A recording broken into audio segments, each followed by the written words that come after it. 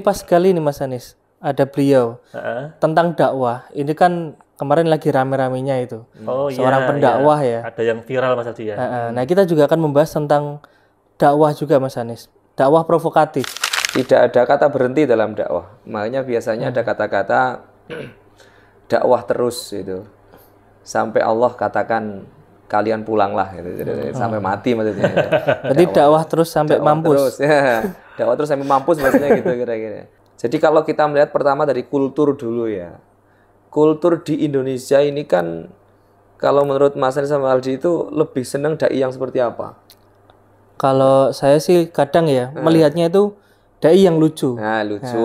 Ya kalau di desa-desa itu yang Rata-rata yang itu. Ya lucu-lucu. banyak guyonnya gitu ya. Lucu atau minimal menghibur. Ya. Kenapa demikian? Karena dakwah itu ya dianggap saat ini ada beberapa orang yang yaitu tontonan. Itu bukan sebagai tuntunan. Jadi ada tontonan. Kan kalau kita ngomong tentang pendakwah Mas Aldi ya. Berarti kan harus kita tahu dulu itu pendakwah itu harus punya kriteria yang seperti apa. Kan begitu. Kan nggak semua orang itu bisa naik ke atas podium kemudian mendakwahkan sesuatu kan gitu kan. Betul.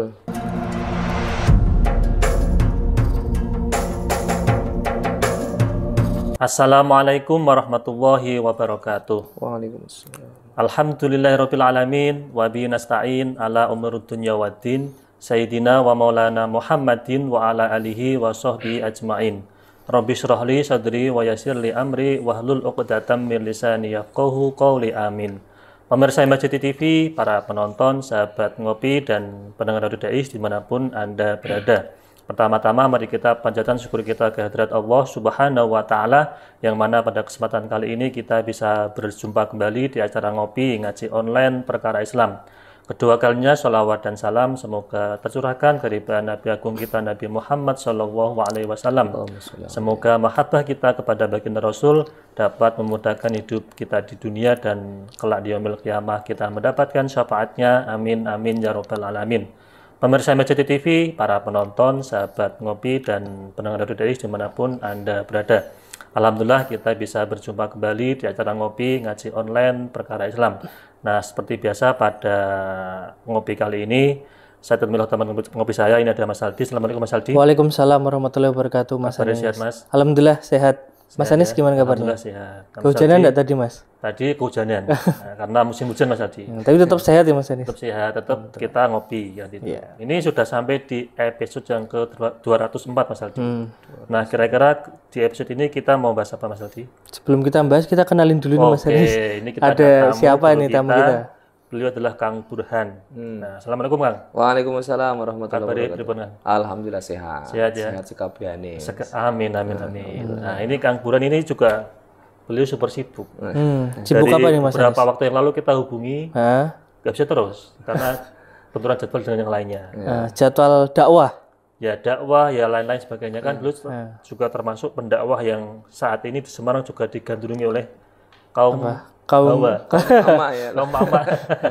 Nah, ini pas sekali nih Mas Anis, ada beliau tentang dakwah. Ini kan kemarin lagi rame-ramenya itu. Seorang pendakwah ya. Ada yang viral Mas Aldi ya. Nah, kita juga akan membahas tentang dakwah juga Mas Anis. Dakwah provokatif. Itu gimana itu dakwah provokatif itu? Ya mungkin provokatif itu kadang kan konotasinya negatif ya Mas Anis.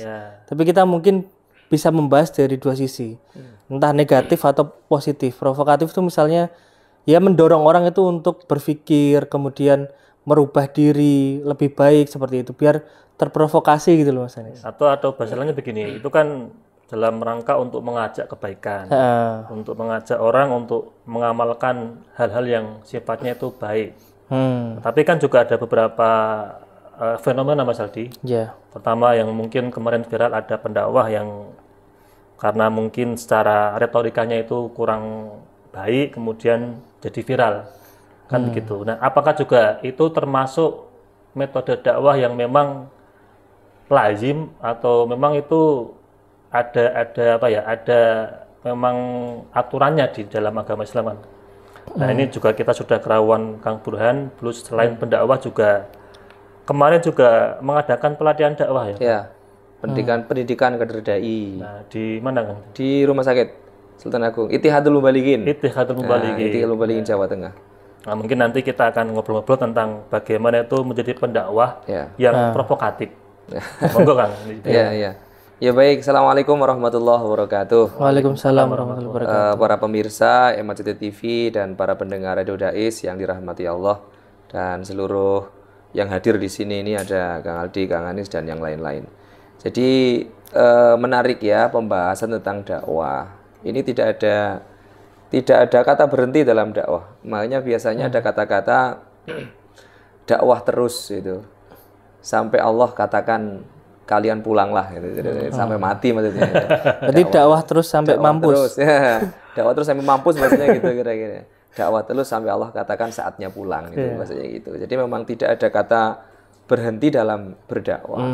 Jadi harus dipahami terkait dengan beberapa fenomena ya yang kemarin muncul berkaitan dengan bagaimana dai-dai yang ada di Indonesia ini. Makanya kami itu ada pendidikan kader dai itu sebagaimana tadi Mas Ani sampaikan sebenarnya adalah bagian daripada untuk menata ya, untuk menata agar kalau bahasa saya itu agar dai itu tidak liar bahasanya itu tidak liar juga tertata itu. Juga kalau kita melihat di Majelis Ulama Indonesia itu juga ada standarisasi dai MUI. Itu tujuannya bukan kemudian wah nanti kalau khutbah harus ada sertifikatnya, bukan. Tapi minimal dalam standarisasi dai MUI itu misalkan adalah bagaimana mengarahkan dai-dai ini agar menjadi dai yang lurus. Jadi ada dai garis lurus mungkin ada dai garis lurus. Nah, ini fenomena yang menarik. Jadi kalau kita melihat pertama dari kultur dulu ya. Kultur di Indonesia ini kan kalau menurut Mas Ani sama Aldi itu lebih senang dai yang seperti apa? Kalau saya sih kadang ya melihatnya itu dai yang lucu. Nah, lucu. Ya kalau di desa-desa itu yang rata-rata itu ya lucu-lucu. Banyak guyonnya gitu ya. Lucu atau minimal menghibur. Ya. Kenapa demikian? Karena dakwah itu ya dianggap saat ini ada beberapa orang yang yaitu tontonan. Itu bukan sebagai tuntunan. Jadi ada tontonan. Orang itu pergi misalkan nyuwun sewu di Simpang 5 nanti akan ada Gus Ikdam. Wah, misalkan atau ada yang lain lah misalkan. Ada Kang Burhan gitu ya. Misalkan gitu. Orang itu tertarik itu karena wah ini menarik ini. Ada solawatannya itu ya. Nanti ketemu dengan vokalis-vokalisnya yang terkenal itu misalkan. Ada pendakwah yang lagi viral dan sebagainya. Trending topiknya. Jadi keluar dari rumah itu bukan tujuan utamanya adalah mencari ilmu, tapi lebih pada kepengen hiburan. Oh iya. Kepengen hiburan. Ketemu tokoh itu ya. Nah, sehingga ketika kemudian dai itu kurang menghibur, itu ya akhirnya kurang menarik. Wong ini saya itu niatnya keluar rumah itu pengen cari hiburan, di rumah itu sudah didakwai terus sama istri misalkan. Didakwai terus keluar kepingin mencari hiburan, bukan mencari dakwah lagi. Gitu. Tapi apakah seperti itu salah Gus kalau? Ya tidak juga. Artinya makanya kemudian ada beberapa metode. Kalau kita melihat dakwah yang ada di Indonesia ini kan lain-lain ya. Ada yang modelnya misalkan contoh nih, dakwah dengan menggunakan musik. Nada ya jelas. Roma Irama itu kan nada dan dakwah. Itu karena dalam nadanya ada dakwah-dakwahnya. Sehingga kalau orang itu berdakwah dengan menggunakan lagu yang dibawakan ya lagunya Roma Irama. Karena itu mengandung dakwah. Sebenarnya beberapa diambil dari ayat-ayat Al-Quran yang barangkali mungkin kita tidak memahami bahwa itu dari ayat itu. Tapi penanamannya luar biasa. Kedua misalkan ada dakwah yang dia menggunakan wayang. Kan ada ya model wayang gitu. Ada dakwah yang dia memang mengedepankan suara. Dia bersuara terus itu ya. Ya entah itu sholawatan. Itu baca Quran ya. Ya itu sebenarnya adalah bagian daripada metode. Dan tidak semua orang itu seneng. Gitu. Karena begini contoh ya. Misalkan ada orang yang kemudian WA ke saya, Ustadz minta bantuan dong dicarikan dai yang seperti apa Bu misalkan. Yang lucu. Wah, yang lucu. Berarti saya carikan yang memang dia lucu. Ya, sesuai kriterianya kan itu. Tapi ada juga yang dari majelis yang sama. Padahal majelis sama nih. Tapi yang komunikasi berbeda. Oh, beda orang yang Beda komunikasi orang. ya. Itu ketika komunikasi, Ustadz kelihatannya kok seringnya di sini Ustadznya yang lucu-lucu terus. Saya kepingin yang serius, yang banyak ilmunya, yang full daging. Oh, biasanya gitu ya. Oh, ini full daging, betul-betul semuanya ilmu. Itu juga ada. Nah, artinya keinginan-keinginan itu kan berbeda-beda, keinginan jamaah. Tapi kalau melihat bagaimana kultur di Indonesia, itu yang paling banyak diminati itu yang menghibur, Ya, yang rata-rata yang lucu, menghibur ya. atau mungkin ada musiknya ya, ada solawatannya, ada rebananya. Itu yang paling banyak diminati. Oke. Nah, dari sinilah kemudian muncul beberapa problem. Itu di antara problemnya misal ada orang yang menilai bahwa ini kok dakwah kok hanya guyon saja. Sampai orang itu mau mencatat bingung. Yang dicatat apa? Yang dicatat mungkin hahaha WK. Saya pribadi juga terkadang demikian. Misalkan saya kepingin inilah ada tambahan tema dari yang saya pelajari dari buku atau dari referensi dari kitab dan lain-lain. Saya kepinginlah coba mendengarkan ceramahnya kiai siapa begitu, saya catat. Itu terkadang dari awal sampai akhir saya bingung. Ini yang saya catat ilmunya yang mana ini? Karena hanya menerangkan pengertian saja, setelah itu adalah full guyon. Sehingga tidak ada catatan. Sehingga ketika ada jamaah ditanya, misalkan dari mana? Dari pengajian itu. Dapatnya apa? Lucu kiai ini. Itu saja. Dapatnya kiainya lucu gitu. Jadi tidak tahu dapat ilmunya apa. Nah, ini barangkali yang menjadi PR Mas Aldi, Mas Anies. Jadi untuk bisa menjadi dai itu kan memang bahasanya biqadri uqulihim. Biqadri uquluhum itu disetarakan, disesuaikan dengan jamaahnya. Oke, ya ini sepakat Ini ya, kan kalau kita ngomong tentang pendakwah Mas Aldi ya, berarti kan harus kita tahu dulu itu pendakwah itu harus punya kriteria yang seperti apa. Kan begitu. Kan nggak semua orang itu bisa naik ke atas podium kemudian mendakwahkan sesuatu gitu kan. Betul. Nah, itu gimana Kang? Apakah ada kriteria khusus sebagai kita sebagai orang muslim itu harus mendakwahkan suatu kebaikan kepada orang lain? Jadi kalau dakwah kan secara umum maknanya ajakan. Oh, berarti siapapun boleh? Siapapun boleh. Kullukum doa. Jadi kita itu semuanya adalah pendai. Inda kulli syai, dalam hal apapun. Sekarang dalam produk apapun kita atau status apapun kita bisa menjadi seorang dai. Oke. Ya, misalkan contoh, saya bahwa saya di rumah sakit. Di rumah sakit, bagaimana saya caranya dakwah? Ketika bertemu dengan pengunjung, ketika bertemu dengan pasien, bisa misalkan sudah masuk waktu sholat, itu sudah ajakan itu. Tapi dakwah itu walaupun maknanya seperti perintah, misalkan sholatlah kamu, misalkan, tapi bukan berarti sesuatu yang wajib dilakukan. Maksudnya? Contoh begini, beda dengan ketika seorang pimpinan kepada bawahan, ambilkan minuman, itu kan sama-sama ajakan, sama-sama perintah. Ayo ke masjid, misalkan Mas Aldi ini bawahan saya, ayo Mas Aldi ikut saya ke masjid. Kalau bawahan saya kan mesti ikut. Oh siapa? Saya bareng Pak. Ajakannya ajakan yang sifatnya perintah yang harus. Tapi kalau dakwah itu kalau dalam bahasanya sifatnya persuasif, suatu ajakan yang hanya untuk bisa menyentuh hatinya.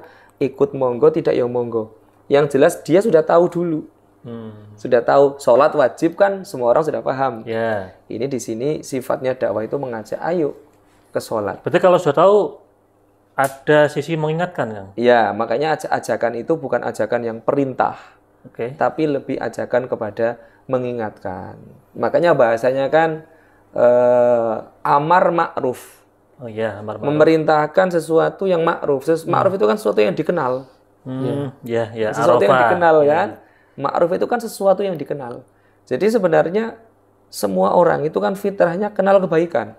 Betul. Orang itu berbohong kan paham sebenarnya. Saya berbohong. Ini tidak baik.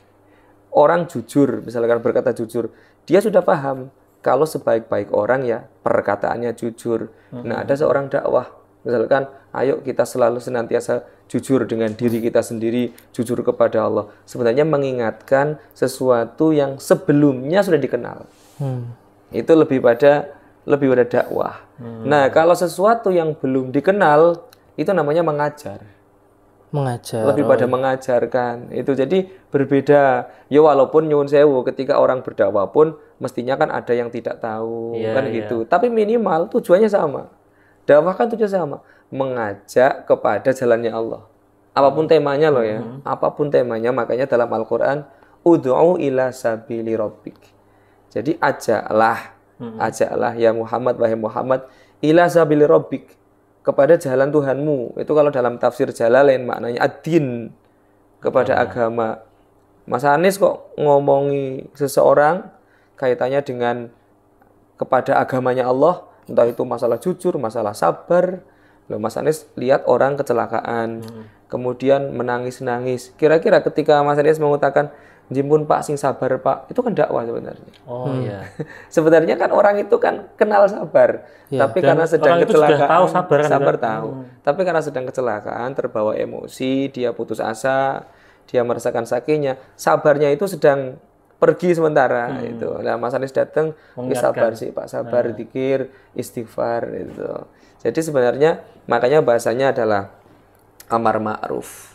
Sesuatu yang sebenarnya mengajak kepada sesuatu yang sebelumnya kita kenal. Kalau lanjutannya nahi mungkar itu gimana? Nah, kalau amar ma'ruf nahi mungkar, mungkar itu sebenarnya sesuatu yang tidak disenangi kan. Oke. Ya kan sama. Iya. Mas Anies maksiat kan, kalau orang yang paham agama ya, sedang bermaksiat kan sadar sebenarnya. Ya, kalau itu sebenarnya dosa kan. Ya, saya nahi mungkar nih. Ayo toh Mas Anies ojo maksiat wae. Ini namanya nahi mungkar. Iya. Ke sesuatu yang jelas-jelas sedang dilarang itu. Ya, tadi tentang dia tahu. Tentang pendakwah nggih. Kan itu kan harus menyesuaikan dengan orang yang didakwahi ya Ustaz. Berarti apakah kemudian pendakwah itu harus mengikuti, maksudnya mengikuti cara dari permintaan dari jamaah. Karena kan kalau gitu kan kayak pendakwah itu nggak punya idealisme, maksudnya dia kan harusnya menyampaikan kebenaran. Tapi karena jamaahnya itu pengennya itu beda, itu jadi kayak kebenarannya kan distir kalau. Atau mungkin gini Mas Aldi ya, kan itu pendakwah. Ada pondasinya Al-Quran hadis kan. Kemudian ini jamaah. Nah, apakah harus ikut jamaah atau dasarnya Al-Quran hadis kan? Itu gimana? Ya sebenarnya kalau namanya dai ya mengajak kepada kebaikan itu ud'u ila sabili rabbika bil hikmah. Jadi hikmah itu kalau dalam tafsirnya diantaranya ada yang menafsiri Al-Quranul Karim. Jadi berdakwahnya ya dasarnya semuanya adalah berkaitan dengan Al-Quran itu. Lah masalah kita maksudnya khotibin nas bi qadri uqulihim, melihat bagaimana itu lebih pada melihat kapasitasnya. Oke, jamaah wong desa. Tidak usah kata-kata yang mutualisme, misalkan sesuatu yang tidak mereka pahami. Oh, lihatnya jamaahnya seperti ini. Nah, bagaimana caranya memahami? Kita bisa bertanya kepada orang yang mengundang. Itu loh. Jadi bukan sebenarnya disetir juga, tapi kita lebih pada melihat, oh, nyuwun sewu Ustadz, di sini rata-rata Nahdliyin. Di sini rata-rata warga Muhammadiyah. Maka saya harus hati-hati nih. Karena ini warga Muhammadiyah, ya walaupun saya misalkan Nahdliyin, tidak perlu saya menyampaikan yang berkaitan dengan kenahdliyan. Atau misalkan jamaahnya rata-rata Nahdliyin, saya kebetulan Muhammadiyah, ya tidak boleh mencekoki mereka dengan ini harus seperti ini. Berarti ini lebih ke toleransi gitu. Nah, toleransinya tapi melihat bagaimana kondisi dari jamaah begitu. Karena memang kita ya untuk memahami misalkan yang namanya melihat menyesuaikan dakwah itu kan dari sisi umur bisa. Oh, ini umurnya anak-anak kecil semua ya, SD gitu kira-kira. Wah, dakwahnya seperti apa? Harus mampu mengemas dengan baik. Ini misalkan yang di depan para mahasiswa. Tentu ya jangan banyak yang guyon, jangan banyak nyanyi-nyanyi sholawatannya, jangan terlalu banyak itu gitu. Artinya apa? Diisi sesuatu yang ilmiah. Makanya ada dua bahasa sebenarnya. Dakwah itu menyampaikan ilmu amaliyah dan amal yang ilmiah. Oke. Dibalik. Ilmu amaliyah atau amal yang ilmiah. Nah, kalau ilmu yang amaliyah maksudnya apa? Ilmu yang memiliki nanti satu paket nih, menyampaikan ilmu yang sifatnya amaliyah. Salat itu kan ilmu yang sifatnya amaliyah. Nah, kemudian kalau menyampaikan sesuatu yang kaitannya dengan amal, amal apapun, maka yang ilmiah. Artinya harus ada ilmunya. Ada dasarnya, ada ilmunya. Terkadang kita itu sudah dapat ilmunya, tapi kemudian tidak aplikatif. Atau sebaliknya kita, ini mengamalkan ini dan ini, tapi tidak ada ilmunya. Ini dasarnya dari mana? Beberapa orang sekarang itu kan sudah pinter-pinter, Mas Anies, Mas Aldi. Sekarang itu kan sudah pinter-pinter. Mau bertanya apapun bisa lewat internet, bisa lewat chat GPT, kan gampang kita lihat. Makanya Prof siapa itu di UIN, Prof Musa Hadi itu sampai ada namanya fikih prasmanan. Fikih prasmanan itu kalau Mas Aldi sama Mas Anies pergi ke prasmanan, itu kan mau makan apapun kan boleh silahkan mau makan apapun boleh asalkan perut masih muat kan gitu. Nah sekarang itu sama. Nyuwun sewu, ada orang Nahdliyin. Ini orangnya awam. Artinya awam itu dia ya agamanya ya biasa-biasa saja. Kebetulan ada satu permasalahan. Dia lupa tidak membaca kunut ketika subuh, bertanya ke ChatGPT. Kebetulan yang jawab itu Muhammadiyah. ChatGPT Muhammadiyah. Tentu jawabannya itu kan jawaban Muhammadiyah. Enggak apa-apa kalau menurut ini enggak kunut setiap hari enggak apa-apa, nanti tidak perlu sujud sahwi dan sebagainya. Tentu beda dengan ketika yang Nahdliyin yang memakai Syafi'iyah, yang dia setiap hari kunut. Bahkan ketika kemudian dia lupa tidak kunut maka sujud sahwi kan gitu ya. Nah itu kebetulan yang bertanya wong Muhammadiyah sing rada ilmune yo kurang, yang jawab website Muhammadiyah. Tapi ternyata sama, Mas Anies. Ada orang Muhammadiyah yang bertanya, iki Ramadan ki tarawih sing bener 11 apa 13. Nah, yang jawab itu websitenya Nahdliyin. Website Nahdliyin. Artinya apa kemudian? Oh, sing bener 13. Artinya apa? Mereka itu kan bisa mengambil dari manapun. Itu kan sekarang yang terjadi kan. ChatGPT juga termasuk dakwah itu. Ya dakwah si itu bertanya, makanya kemudian harus ada ini dikomparasikan. Itu beberapa saya mencoba misalkan ChatGPT itu ya berkaitan dengan kemarin contoh saya sedang bimbingan manasik haji itu ya. Saya mencoba bertanya tentang sholat arba'in. Ya, sholat arba'in. Jawabannya itu sholat 40 hari. Ya kan keliru. Sholat yang dilakukan selama 40 hari di Madinah. Itu jawaban ChatGPT itu. Nah ini kalau enggak, berarti arba'in maknanya 40. Maksudnya 40 hari. Nah ini yang benar 40 hari apa 40 waktu? Kan gitu. Dan kalau kita itu, wah ini sekarang ada ChatGPT mudah. Loh harus ditelaah dulu. Soalnya saya beberapa kali mencoba bukan ngetes ChatGPT ya, tapi coba ini dengan kata-kata seperti ini, kata kunci ini. Bagaimana jawabannya? Ketika saya ketik itu kemarin terakhir saya ngetik itu berkaitan dengan bagaimana fadilah sholat arba'in di Madinah. 40 hari ya sudah selesai hajinya itu 40 hari. Jawabannya sholat yang dilakukan selama 40 hari di Madinah. Ya jelas itu yang keliru. Nah, makanya kenapa kita harus senantiasa berilmu, berguru itu mengkomparasikan itu. Misalkan website pun jangan satu website.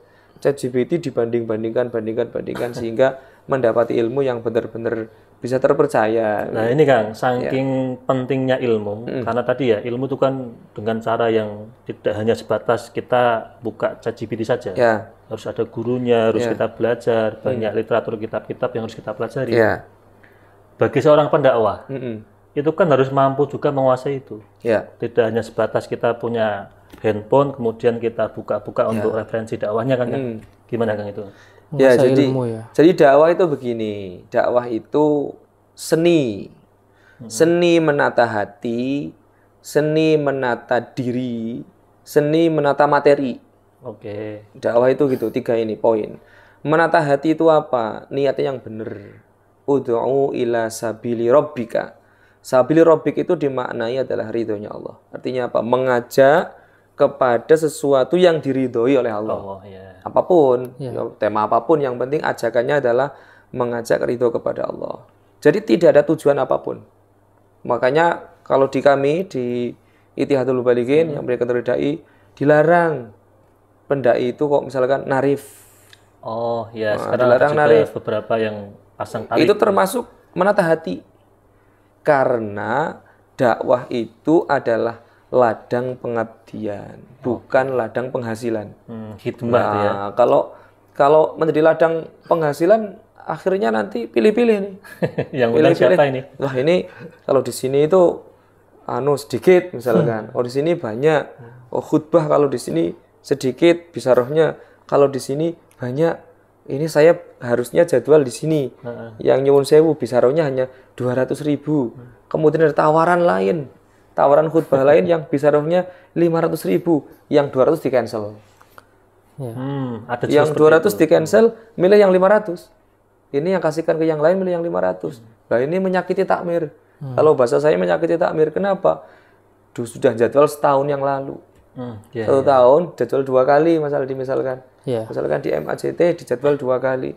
Sudah dicarikan khotibnya sulit, dijadwal 1 tahun 2 kali. Ketika sampai pada hari hanya, kemudian ternyata ada tawaran lain yang lebih. Dia memilihnya lebih, nyuwun sewu, digantikan saja atau saya batalkan ke teman. Dia tidak ngomong kalau mau khutbah di tempat lain. Nah, ini hati-hati, makanya satu itu seni menata hati betul itu. Berarti yang ridho itu kita nggak hanya mengajarkan ridho kepada jamaah, tapi juga diri sendiri. Makanya ujiannya seorang dai, ujiannya seorang ustadz itu diantaranya adalah itu. Jadi walaupun kemudian ada timbal balik begitu, yang penting kita tidak meminta. Yang penting kita kan tidak minta. Makanya yang dengan meminta itu yang dalam bahasanya apa itu menjual, itu loh namanya menjual. Kan juga sekarang ada Mas Aldi yang mau ngundang siapa harus DP dulu. Nah, DP itu kemarin ada pengalaman ketika DP baru kemarin ini baru DP, ketika sudah di DP pada hari hanya kemudian sakit dan DP-nya tidak bisa dikembalikan. DP-nya hangus. Nah, ini kan ya nyuwun sewu ya kurang etis lah bagi seorang. Mungkin tadi ada Mas Aldi jual ilmu atau apa itu? Ya, tadi sebelum mulai ya. Jadi tentang itu ilmu itu kan orientasinya kan kebenaran ya, Ustaz. Kalau kebenaran kemudian tadi dihubungkan dengan tarif lah. Itu kan seolah-olah kita kan jual beli kebenaran kan. Nah, itu bagaimana, Ustaz? Gampangnya gini, karena kita nggak naif lah. Kita tahu bahwa kalau kita mau mengundang seseorang pasti ada tarifnya. Dan walaupun kita nggak matok tarif ya, tapi kan kadang kita tanya sama yang pernah undang gitu lah. Itu kan jadi kayak juga jual beli lah. Kira-kira itu seperti itu gimana? Prinsipnya begini, yang penting itu dai-nya sendiri tidak minta. Kan contoh karena sudah ya namanya public figure misalkan, atau dia yang sudah nyuwun sewu artis di televisi, tentu penghargaannya itu berbeda lah ya. Kalau kita tidak menghargai pun kan kelihatannya kita orang yang kurang tahu diri sebagai takmir misalkan. Saya mau mengundang ustadz yang terkenal, misalkan saya mau mengundang Gusmus. Opo yo meh dikei 500 kan. Rapantes beliau orang yang tinggi levelnya, derajatnya tinggi, sudah kiai itu kiai level nasional, kan tidak pantas itu. Akhirnya kan mungkin bertanya ya Mas Aldi ya, itu biasanya kalau ngundang Gusmus berapa? Oh biasanya kami 20 juta, ya sudah kami siapkan 20 juta. Pun yang penting beliau tidak meminta. Prinsipnya itu. Yang salah itu, yang bukannya saya tidak berani mengatakan salah ya, daripada saya salah. Maksudnya yang menurut ilmu kami dalam ilmu dakwah itu kurang tepat adalah ketika kemudian memberikan tarif. Ini kalau mengundang saya ya 30 juta. Kalau misalkan nih nggak langsung Kang, artinya kan mungkin Mas Aldi sebagai pendakwah kan, tapi punya ajudan atau punya manajemen. Yang narif itu tidak Ustaz, tapi manajemennya itu. Ya kan sebenarnya kan ya tahu juga tuh ya bertanya. Kecuali begini, terkadang ada paketan, misalkan paketannya, ini dengan musik, dengan organ tunggal, dengan hadroh, ini biasanya kita kasih anaknya 20 gitu. Ini anggaplah kasih 5 juta begitu. Kalau untuk kiainya silahkan seikhlasnya dan sebagainya. Itu kan biasanya gitu. Itu ada yang model paket kan gitu, karena ya nyuwun sewu ngundangnya bukan satu orang gitu ya, tapi ngundang banyak orang, satu tim. Itu tentu mikir lah ya, kayak Mas Anies kan ya, kamu ngundang siapa kan mesti mikir gitu ya. Oh, ini diundangnya dari luar Jawa. Mikir transportasi, pesawatnya berapa. Kemudian setelah itu di sini kalau berarti harus nginap, mikir hotelnya, transitnya di mana. Kalau mau bisaronya mungkin segini. Di total 20 juta ternyata, ya sudahlah. Kira-kira dikasih 20 juta. Oke, ini masih sedikit lagi tentang tarif nih. Kan gambarnya kita misal Mas Anies jadi pendakwah, kemudian diberikan bisaroh ya. Nah, kemudian itu kan jadi kayak misalnya karena dibayar, Mas Anies itu mau menyampaikan kebenaran tapi kayak keganjel gitu loh. Mau ngomong kebenaran tapi nggak enak sama yang ngundang, masuk ngomongin apa kebenaran tapi menyinggung misal seperti itu. Nah, itu kan jadi kayak ada yang ditahan gitu loh daripada pendakwah gitu loh. Ya, itu kan dengan melihat ininya, dengan melihat apa namanya? Konteks jamaahnya tadi itu. Contoh begini. Di satu masyarakat itu sedang musim, anggap saja judi online. Judi online. Kemudian ada seorang dai yang diundang. Yang undang itu apa? Ya pokoknya RT-nya yang undang RT-nya atau apa dan sebagainya. Bahasanya mohon jangan disinggung tentang judi online. Kan tema kan banyak. Tema kan banyak sebenarnya. Kita kan tidak tahu bagaimana kenapa beliau mencegahnya itu karena apa, kan kita tidak tahu. Jangan-jangan ketika nanti kemudian bahas judi online, zamannya pulang semua.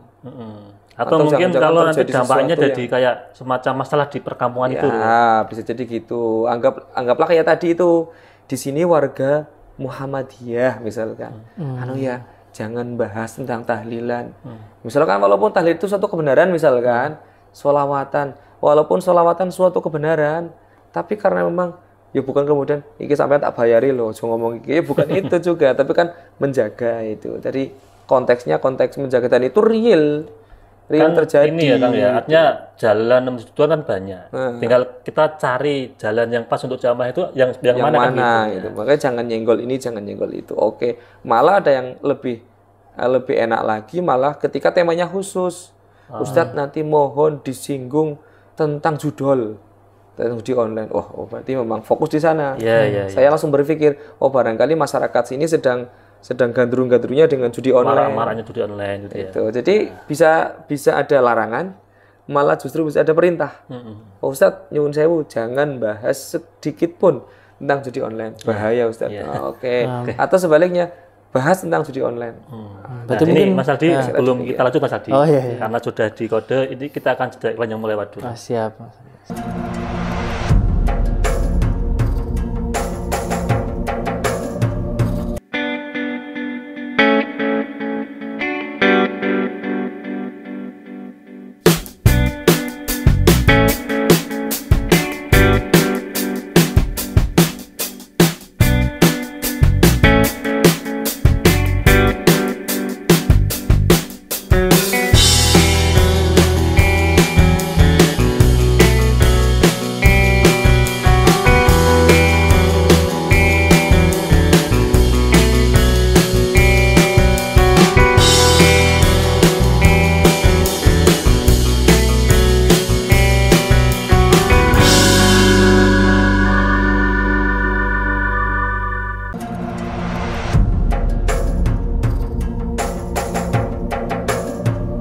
Pemirsa MCT TV, para penonton, sahabat ngopi, dan pendengar Radio Dais dimanapun Anda berada, kembali lagi bersama kami di acara ngopi ngaji online perkara Islam. Ini masih bersama Kang Burhan dan Mas Aldi. Nah, Kang, tadi menarik kita bahas tentang bagaimana itu jadi pendakwah yang sesuai dengan keadaan yang ada, sesuai dengan tempatnya, orangnya, dan sesuai dengan apa yang memang diperintahkan oleh Allah kan itu. Nah, sekarang ketika ada pendakwah Kang yang mungkin retorikanya itu kan tajam. Tajam itu berarti macam-macam. Ada yang nada keras, ada yang mungkin kata-katanya juga sesuai dengan local wisdom. Nah, itu kita bisa membedakan mana yang itu membangkitkan kesadaran, mana yang itu semata-mata hanya retorika. Itu gimana Kang, biar kita bisa mengenal jamaah kalau dengan sebagai pendakwah itu? Baik. Jadi tadi saya lanjutkan ya, ada seni menata hati, ada seni menata diri. Seni menata diri. Nah, seni menata diri ini ada satu dari aspek bagaimana penampilan. Penampilan beda-beda ya. Ada Ustadz nyuwun sewu, beberapa kalau dilihat di video-video sing rodok lenje-lenje tahu ya. Ada itu.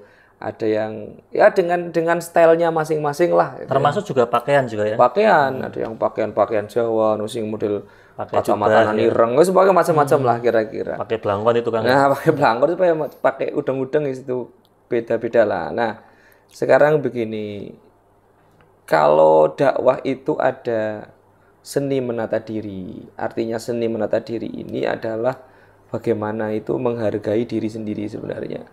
Kalau itu sudah yang terkenal itu meh pakai pakaian apapun kira-kira enggak masalah ya. Oke. Ya, misalkan ya Gus Baha ya. Ya. Terus terkenal alim gitu ya. Terus mau pakaiannya seperti itu meh pecine menceng, meh ya tetap dirungokke. Bajunya gitu. putih ya. Karena memang sudah Khasnya stylenya seperti itu. Ya. Bahkan ketika pakai kaos oblong saya yakin tetap didengarkan. Ya. Pakai kaos oblong begitu misalkan kebetulan di jalan bajunya kecipratan apa begitu izin pakai kaos tetap didengarkan. Karena orang sudah ada magnet ilmu. Ya, sudah ada magnet bagaimana ketika ketemu dengan Gus Baha ya kita bicara dengan berkaitan dengan ilmu. Siap mengambil hikmah, siap mengambil ilmunya. Tapi bayangkan ketika yang pakai kaos oblong saya misalkan. Ini sopo gitu kan ya. Ustadz sopo ra kenal pakai kaos oblong gaya nemen gitu. Makanya orang pertama melihat itu adalah stylenya. Orang lihat penampilannya. Misalkan begini wis, Mas Anies. Mas Anies Jumatan di masjid yang memang di perjalanan lah anggaplah. Masjid yang Mas Anies belum pernah mendengarkan khutbah Jumat di sana misalkan. Nah, tiba-tiba yang datang itu ya, khotibnya misalkan pakai kacamata hitam, misalkan kemudian pakaian bukan pakaian baju muslim, artinya pakaian biasa, mungkin kacamata hitam, terus kemudian gondrong misalkan, gitu aja wis. Kira-kira kesannya gimana? Khotib itu, kelasnya khotib misalkan. Saya sebagai jamaah yang mungkin orang baru di situ, secara umum tidak nyaman. Nah iya, mestinya kan secara umum dari pandangan, ya bukan berarti kemudian yang penting kan isinya. Nah, ini kalau kita bicara di depan publik itu tidak bisa kita bicara isinya. Jadi penampilan itu mencerminkan isi. Iya. Sama dengan cara retorika dakwah, retorikanya, cara ngomongnya misalkan. Kalau saya kan cara ngomongnya seperti ini, memang bawaan. Barangkali akan berbeda ya Mas Anies dengan pemateri lain yang ada di ngopi ini. Yang pembawaannya barangkali kalem. Atau pembawaannya itu modelnya lurus, kok tidak ada seni-seni intonasinya, ya itu berbeda-beda. Nah, kalau misalkan saya memakai metode dakwahnya model kayak siapa yang kalem, Gusmus kalem ya, misalkan ya. Nadanya rendah, terus kemudian kata-katanya yo kalem, kalau cerita yo kalem. Ya dengarkan saya itu. Saya siapa gitu. Karena kalam-kalam yang keluar dari lisan saya ini itu kalam-kalam yang orang itu tidak begitu berharap banget. Tapi kalau dia misalkan Gusmus hanya bicara Bapak Ibu, jadi wong sing iso ngwongke. Lah kalau ngomongnya seperti itu, walaupun isinya sama ya, Mas Anies mengutip persis dari apa yang disampaikan Gusmus dengan nada seperti yakin dan dengarkan. Karena orangnya berbeda. Karena orangnya berbeda, belum punya magnet. Makanya ada yang namanya kemudian cara berdakwah itu ada public speaking.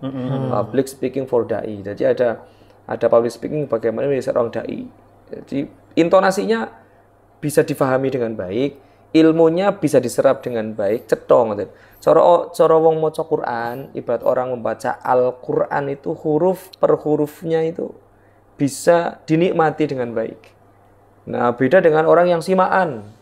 Kan beda. Nah, orang yang simaan Al-Quran itu kan bacanya kan cepet. Bukan untuk bacaan dinikmati itu. Kalau yang penting selesai disimak bener. Itu bukan untuk dinikmati. Makanya kan ada murotal. Kalau murotal kan itu kan pelan sambil tadabbur. Tapi memang ada modelnya itu yang cepet. Ada yang modelnya lebih pelan dari murotal. Contohnya apa?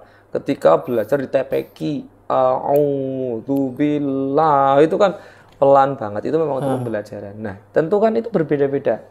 Makomnya berbeda-beda, tempatnya berbeda-beda, mana yang sekiranya memang, oh ini penyampaiannya lugas, penyampaiannya jelas, mudah difahami.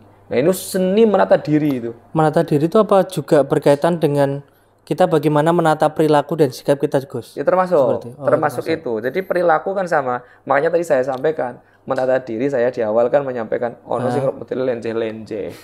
Begitu ya. Dari sisi perkataannya itu kan menata diri itu. Perkataan misalkan nyuwun sewu ketika sudah biasa berbicara kotor, sebagaimana fenomena yang sekarang itu ya. Itu kan orang kan sebenarnya kalau dilihat kan memang sudah biasa. Iya. Ya kan?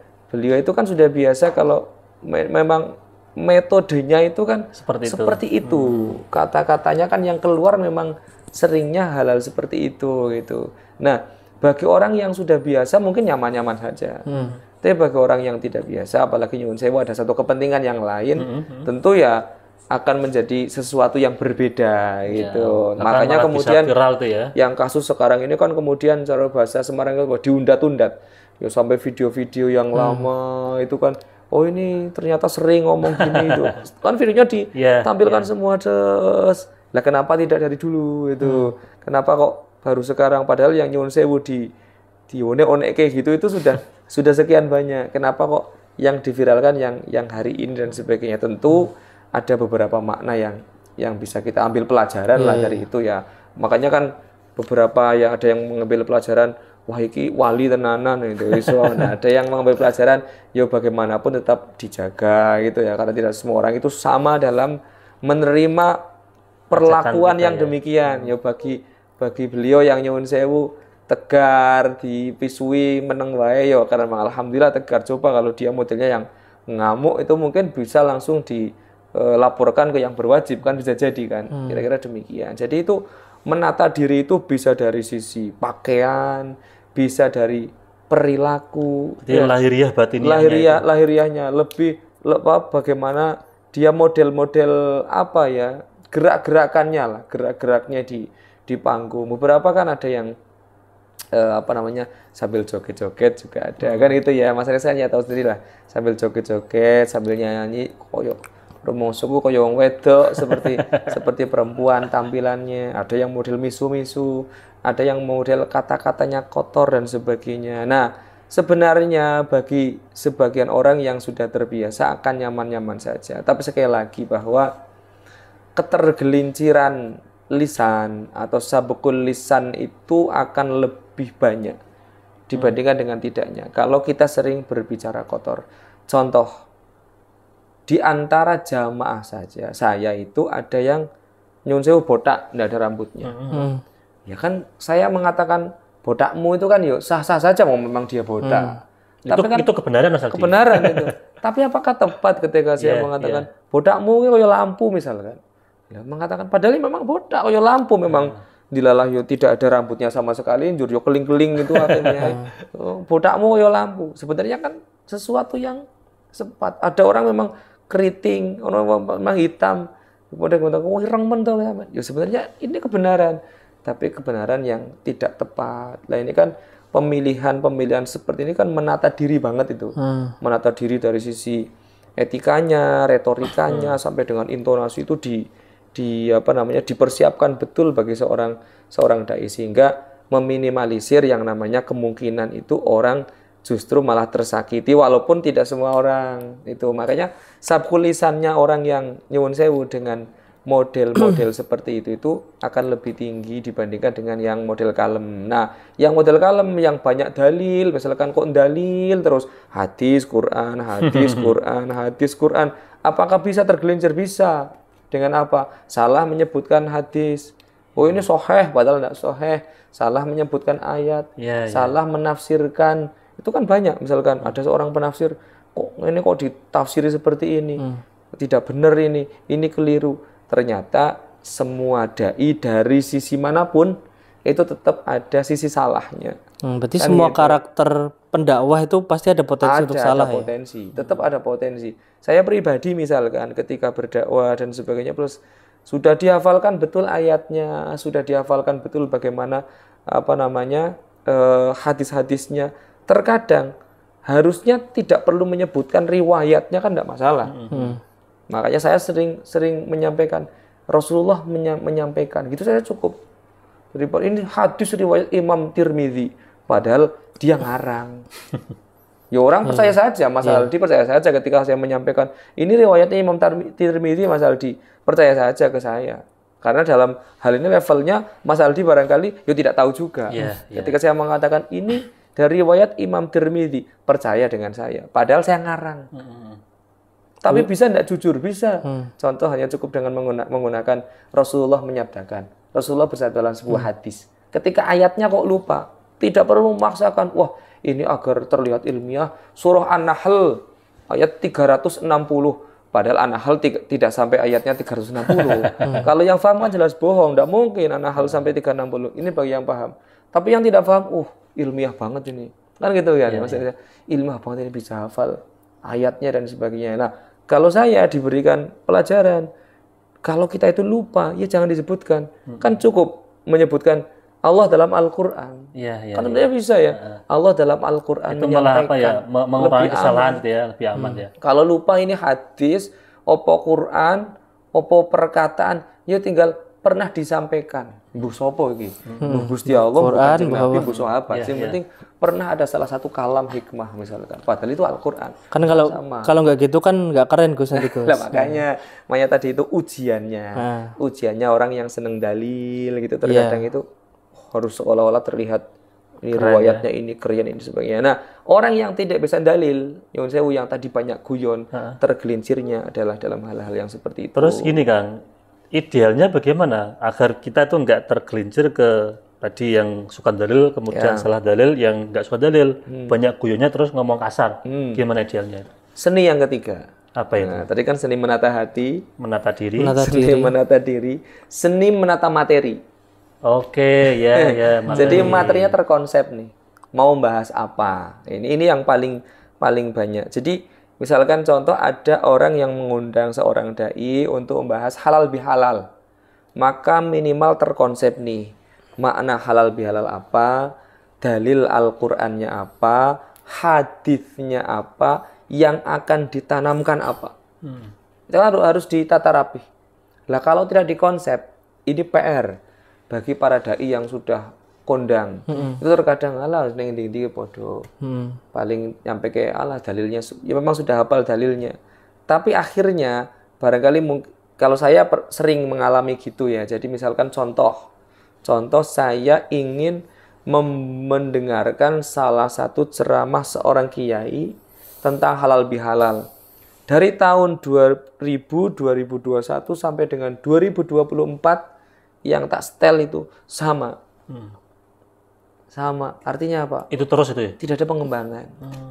Tapi ada yang memang dai itu menyampaikan halal bihalal disesuaikan dengan konteks hari ini. Itu juga saya menemui. Nah, itu menata materi. Jadi yang disampaikan terkonsep betul nih. Jadi ini saya mau menanamkan apa ya? Sekarang ini musim seperti ini. Saya tanamkan aja. Halal bihalal artinya seperti ini sedang ada fenomena bagaimana menjaga lisan agar tidak tergelincir. Ayatnya apa ya? Ayatnya misalkan ma yalfidhu min qaulin illa ladaihi raqibun atid. Tidak ada satupun lafaz kata-kata yang keluar dari lisan kita kecuali dicatat oleh malaikat raqib dan atid. Hadisnya apa? Nanti kita kira-kira implikasi dengan yang ada di zaman ini apa? Ternyata yang namanya menyakiti itu dengan lisan bukan hanya lisan dalam arti mulut. Ternyata ada dengan menggunakan jari. Sekarang pakai WA, pakai media sosial. Nanti bisa diserasikan dengan ayat al-yauma nakhtimu ala afwahihim wa tukallimuna aydihim. Jadi mulut itu akan ada hari mulut terkunci wa tukallimuna aydihim. Yang bicara itu tangan. Dan sekarang sudah terjadi. Nah, ini kan konteksnya kan konteks yang sebenarnya konteks ayatnya dari dulu akhirat, ada, tapi kemudian ini dikonsep, kemudian sampailah ke zaman yang sekarang. Gitu. Ada yang demikian. Kang gini, berarti kan sudah ada tiga kategori ya. Tata hati, menata diri, kemudian menata materi. Kalau sekarang gini, Mas Aldi sebagai pendakwah barulah gitu kan, pendatang baru kan itu kan. Sudah nata hati, pokoknya ada yang undang, wis gak usah bikin bayaran. Lillahi ta'ala. Kemudian nata diri, sudah beli jubah katakanlah atau serangkon lah gitu kan ya. materi juga siap. Iya. Bang Sidabari itu kan sering ngeblok kan misalnya itu. Iya. Nah. Tapi delalah itu mental ketika sudah duduk di podium itu juga down, nggak maksimal. Kan itu kan jadi bubrah semua kan. Itu gimana kan? Iya. Kalau itu lebih pada kebiasaan. Kebiasaan artinya begini. Kalau orang itu sudah terbiasa ngomong di depan, itu tidak akan ada problem apapun. Tidak ada problem apapun. Saya ingat betul. Ketika pertama kali di Semarang karena saya pendatang, ya enggak mungkin lah saya punya jadwal khutbah misalnya. Kan gitu ya. Enggak mungkin lah mau saya enggak kenal dengan saya pendatang gitu. Lah kok bisa sekarang punya jadwal khutbah banyak misalkan. Ya kan karena badali itu. Oh ada orang yang kemudian badali ya Mas Burhan sudah pernah khutbah. Waduh belum pernah khutbah misalkan. Ya enggak apa-apa coba khutbah aja, khutbah. Begitu khutbah tiba-tiba kemudian ada orang minta nomor. Kemudian masjid yang saya di situ badali minta lagi tahun depan di jadwal. Saya langsung mikir, apa ini khutbah saya bagus ya? Kan gitu yang saya. Wah, ini kalau nanti diundang lagi khutbah tahun depan, berarti saya harus lebih memperbaiki. Makanya kemudian saya ikut pendidikan kader dai ya gara-gara itu dulu itu sebenarnya. Saya itu enggak pernah khutbah. Saya itu kalau misalkan di kampung itu justru malah yang paling sering itu diarahkan oleh takmir khutbahnya khutbah Id. Salat Id. Kenapa? Karena Id itu sunnah. Jadi kalau ada santri misalkan dia santri baru pulang dari pesantren begitu, justru oleh takmirnya itu diajarkan untuk latihannya bukan khutbah Jumat. Karena khutbah Jumat itu wajib satu rukun dalam merangkaian ibadah Jumat. Kalau kan salah, rukun termasuk kalau salah bahaya. Wis mending ini karena masih baru pulang dari pesantren khutbah Id. Minimal saya sudah punya bekal ini nih. Khutbah Jumat gimana ya belum pernah sama sekali. Ya akhirnya harus mencoba. Nah, ketika mencoba kan terus-menerus saja pengalaman ringan. Jadi kalau masalah sudah menyiapkan hatinya, sudah menyiapkan dirinya, materinya, lagi masalah lagi caranya menguasai panggung. Nah, itu kalau saya pribadi adalah berkaitan dengan kebiasaan. Jam terbangnya itu harus. Ya, jam terbangnya tinggi. Dan jam terbang tinggi itu kan tidak langsung kan. Artinya kan memang sedikit. Contoh, saya pertama kali di depan kamera di mana? Di TVRI. Pertama kali di Semarang, malah jauh sekali awal-awal. Itu pun karena memang badali. Kebetulan ya dari yayasan kami itu berhalangan, saya yang suruh badali. Harusnya atasan saya juga berhalangan. Hanya saya terpaksa badali. Oh, ini badali yang sana lebih mahal nih, jadi lebih murah gitu. Keder maksudnya gemeter kan baru pertama kali ya disampaikan di kamera. Nah, itu kemudian akhirnya tahun jadwal terus setiap Ramadan itu.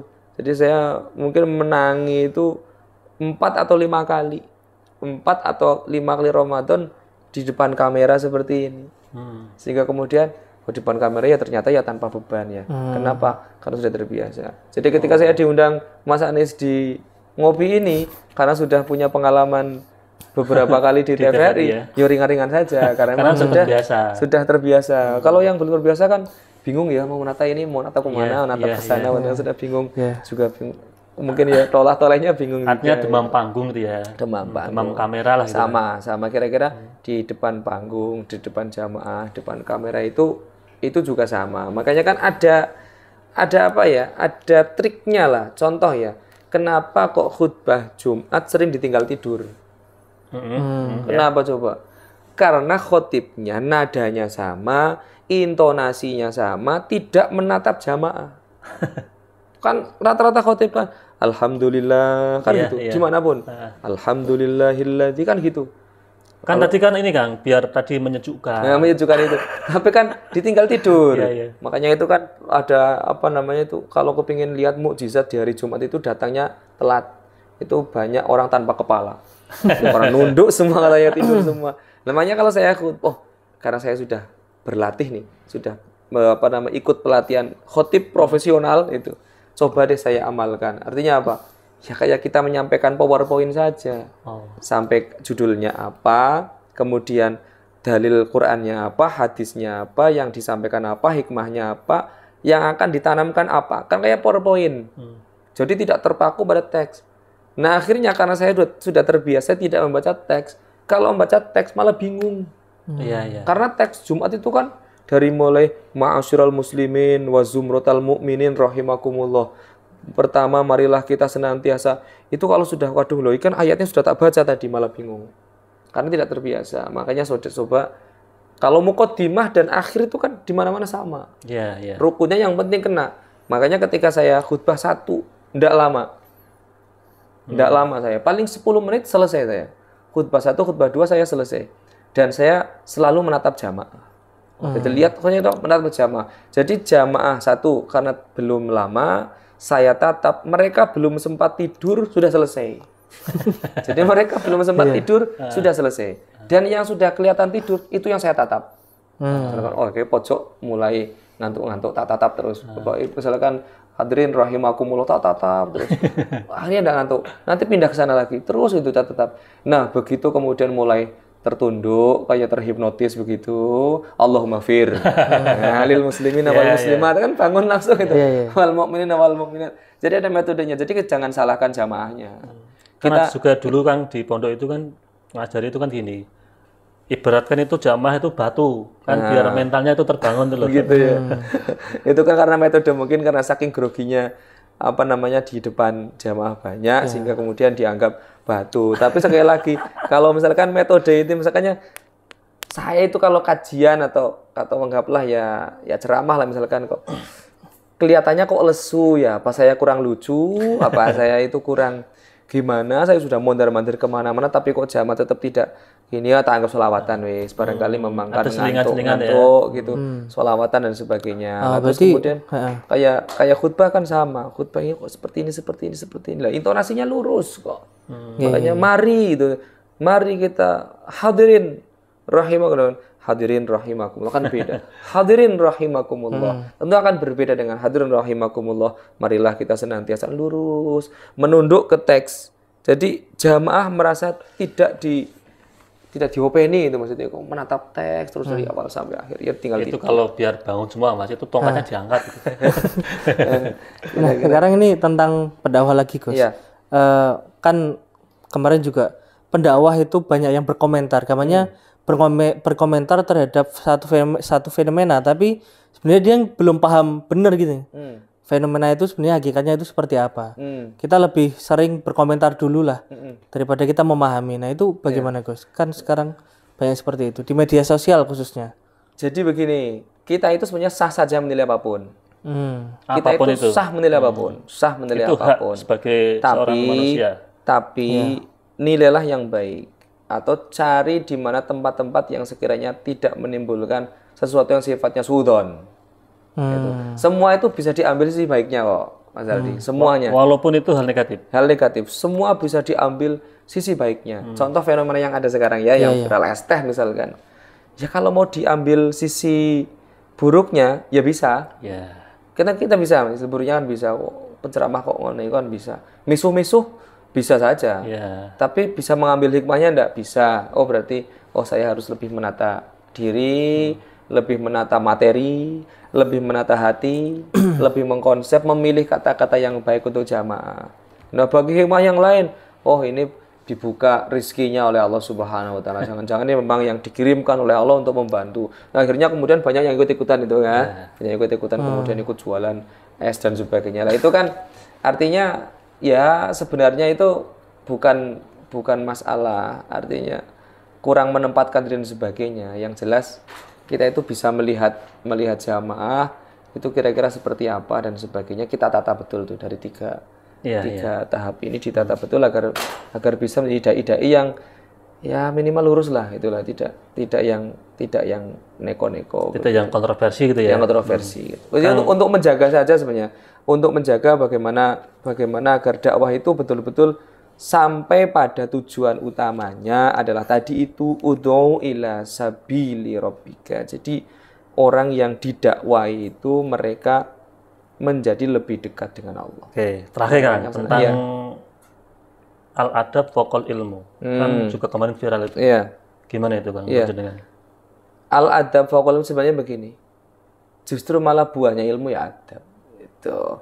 Buahnya ilmu adalah adab sebenarnya. Buahnya ilmu artinya apa? Orang yang berilmu itu pasti beradab. Orang yang berilmu pasti beradab. Artinya orang yang beradab itu ya pasti karena punya ilmu. Dibolak-balik gitu saja. Dibolak-balik. Oh, ini karena tahu ilmunya. Kalau ada pertanyaan, dahulu mana adab dengan ilmu? Kalau dahulu mana itu ilmu dulu. Ilmu dulu. Siapapun mesti ilmu dulu. Karena ilmu ini yang mengantarkan seseorang kepada memiliki adab. Walaupun ada yang namanya nanti adab yang secara fitrah. Bawaan. Makanya ada bahasa dalam hadis itu istafti qalbak. Jadi mintalah fatwa pada hatimu. Artinya apa? Sebenarnya tanpa kita memiliki ilmu sekalipun, itu ada yang nyetir kok. Ada yang nyetir kok. Hati nurani. Oh, hati nurani. Bahkan begini. Mas Anies berjalan ke sebuah tempat. Tujuannya adalah saya mau jamaah di Masjid Agung Jawa Tengah. Kepingin jamaah zuhur. Ketika di perjalanan terus ngelewati kafe, wah, apa ngopi sih ya? Perang sebenarnya itu. Dalam arti itu kan perang sebenarnya. Wah, ngopi sih apa ya? Ketok enak. Zuhuren kongkonan lah. Ketok iku siang-siang ini enake ning kafe ngopi karo dan sebagainya. Itu kan perang sebenarnya. Itu kan perang itu. Nah, kemudian lah tinggal kita memilih yang mana ini. Istafti qalbanya yang mana itu. Minta wah sing apik sing ndi. Padahal sebenarnya Mas Anies sudah tahu. Iki sing apik iki yo mangkat jamaah orang mampir ning kafe. Tapi kemudian les kanan terus ke parkir ke kafe itu. Jadi sebenarnya kalau bahasa adab dengan ilmu itu justru malah sesuatu yang tidak bisa dipisahkan. Karena adab ini adalah hasil daripada orang yang memiliki ilmu. Ilmu ini kan bukan ilmu jangan dibahasakan sesuatu yang kita pelajari. Jadi Allah itu menitipkan ilmu kepada manusia itu dengan dua cara. Ada yang allama bil qalam, itu dengan cara kita belajar di kampus, di SD, SMP sampai dengan kuliah. Ada yang allamal insana ma lam ya'lam, dari sesuatu yang tidak kita ketahui. Caranya bagaimana? Dengan bertakwa. Makanya di Al-Qur'an wattaqullah wa yu'allimukumullah. Bertakwalah kepada Allah, maka Allah yang mengajarimu. Nah, itu dari hati nurani mengajarinya. Makanya kalau yang diajarkan Allah langsung itu namanya ilmu laduni, milladunka ilma. Jadi wa'allamnahu, Nabi Adam itu diajarkan langsung oleh Allah. Wa'allamnahu milladunka ilma. Jadi langsung diajarkan oleh Allah. Nah, ini kan sama sebenarnya. Ketika kita bertakwa kepada Allah dalam arti yang sangat luas itu takwanya, kita disetir kok. Ada yang nyetir kepada kebaikan. Dengar suara adzan, itu langsung disetir kok sebenarnya kok. Ini bangun apa lanjut? Bangun setiap hari itu. Ada suara hati yang ada suara hati. Masalah dia ngalami gitu tiap hari kan. Kira-kira ada suara assalatu wassalamu alaik. Oh, sudah tarhiman. Di hati itu sudah, wah ini sudah mulai. Ini bangun apa tidak? Bangun apa tidak? Itu ya sudah, kita mau ikuti yang mana nih? Ikuti yang mana? Semakin kita itu imannya tinggi ya, akan semakin kuat, semakin peka dengan itu. Kira-kira demikian. Oke, terima kasih ya Buran. Mas Aldi, tambahan ada? Cukup Mas Anies. Cukup ya.